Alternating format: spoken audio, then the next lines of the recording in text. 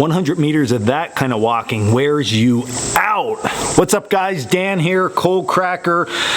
So, when you're walking in the woods, should you know how far you have walked? Well, sometimes you might need to know that. Sometimes you don't need to know that.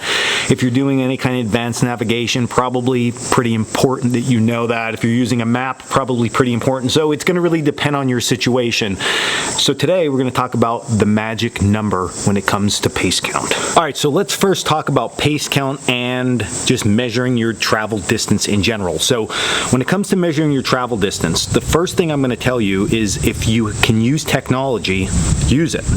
If you have a phone or a GPS unit, that stuff has different apps and different ways that you can actually just say, I'm starting my journey, and then you go and it will leave a trail of breadcrumbs. It'll tell you exactly how far you traveled, and then there's usually a lot of data built in that. You can tell elevation, everything with just those apps. Also, one thing never to overlook, a lot of us wear these watches, smart watches and Garmin's and Sunto watches. They all have GPS built into them, and they all have tracking features in them, so you can utilize that to figure out your distance. So I would, number one, say that know that. Like, if you can use this stuff, use it, especially if you're not in a situation where you're lost, that this stuff's going to go dead. Just use it, and it's going to make life that much easier. But then I know a lot of us, we like to have a backup plan, or maybe go a little bit more primitive per se, and that's where a pace count comes into play. So a pace count is how many steps it takes to go a specific distance. Now, with navigation in the outdoor and survival world, many times we use meters. It's just a little bit easier to break that stuff down. So what you would need to do is you would need to set up an area where you have 100 meters, like a known distance. So you can measure that. Or again, if you have some type of rangefinder, use the technology, right? Shoot it out. We put 2 posts up at our navigation class. We walk from post 1 to post 2, and we count our paces. Now, there is some question in the outdoor community with, well, when you count those paces out, that's on flat level ground. What if there is a hill? What if there is uneven ground? What if you have a backpack on? What if all of these what ifs? So I could tell you this, if you're really concerned with that, then do it up a hill, do it down a hill, do it on a slope of a hill, like put a backpack on, don't put a backpack, like do all that if you want. But what I have found is, number one, that when you do all those different things, it ends up balancing out almost the same as just walking on flat ground. So we generally walk on flat ground 100 meters, and we do that 3 times, and we take the average, because you're going to be off a little bit depending on how far you step and things like that. Now, it's important when you walk those paces, you don't do what I did at the beginning of the video, start walking all weird or marching or taking those little steps or these big giant. Just walk normal, like a very relaxed walk, almost like you're talking to your buddy and you're looking around. Do that. That's going to give you the most accurate paces. Now, when it comes to paces, we generally count them like this. We take a step, 1. Step 2. So it's actually like a full stride of our body is how we here at the Appalachian Bushman School generate our pace count. So for me, I am at 67 paces, and that is doing it for years now. I always do it with the students, and I've done it in the past on my own, and I tried all different stuff. 67 paces is the number it takes for me to travel 100 meters. Now, that's all great if I'm going to walk 100 meters and then maybe change course and walk another 100 meters, and then I'm going to walk 200 meters. And you can use stuff in that case, something like pacing beads, to keep track of those meters that you are traveling. But the reality is, when we're traveling in the outdoors, especially if we're mapping or doing self-mapping or we're using a map, like, you're generally not going to have just 100 meters as that's the spot. It might be 160, 180, 190, 410.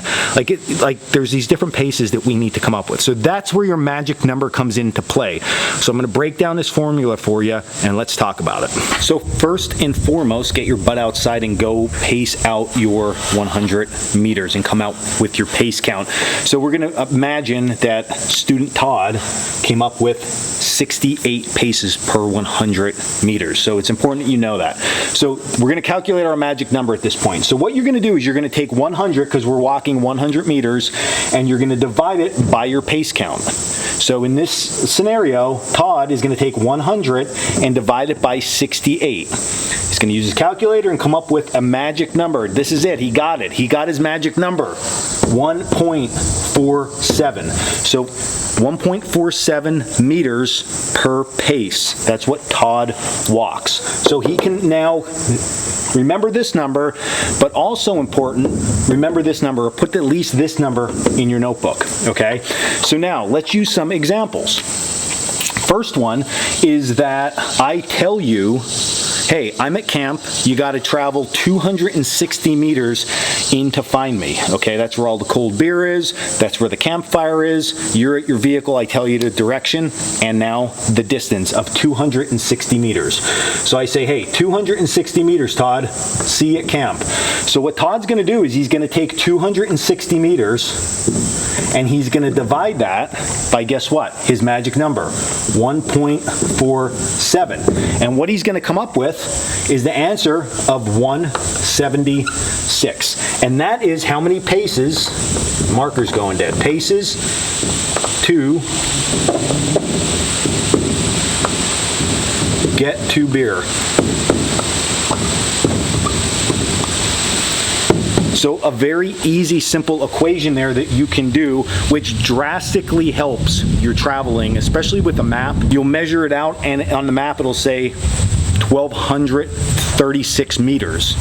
Okay, that's good, but now I can just do that. I would take 1,236 and divide it by my magic number. Now I can just count my paces and focus more on my compass and my straight line walking to get where I'm actually going. So that's one thing that you can do with this.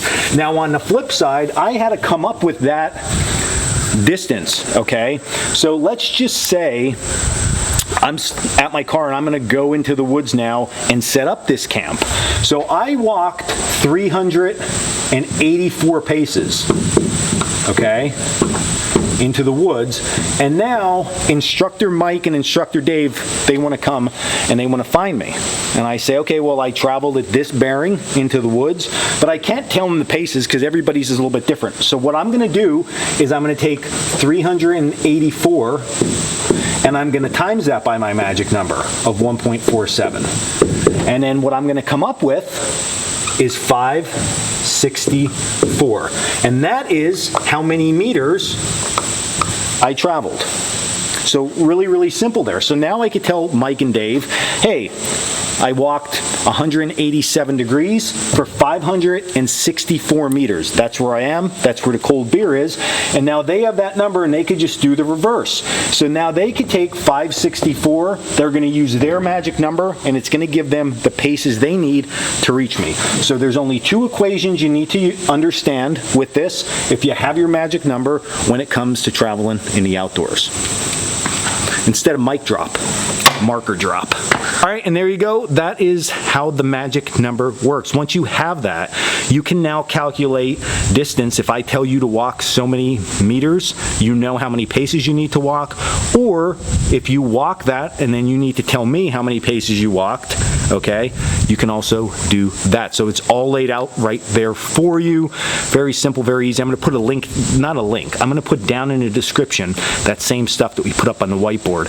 Now, the one question I'm going to get asked, I know for sure that you're thinking is, well, now I have to do math. Yeah, you would have to do math in this case, but again, many times we have some type of technology with us, be it our cell phone that we can use to calculator, or I have just a small little dollar store calculator in with my navigational equipment. You put the thing on, I mean, the batteries usually last for years, and I just punch it in real quick, or do it old school on the paper. I mean, it's not that big of a hassle. So that's today's video. If you liked it, hit like and subscribe down below. You can also check us out at Coalcracker, Bushcraft.com for all our classes, our gear, and our blog. And until next video, stay in the woods.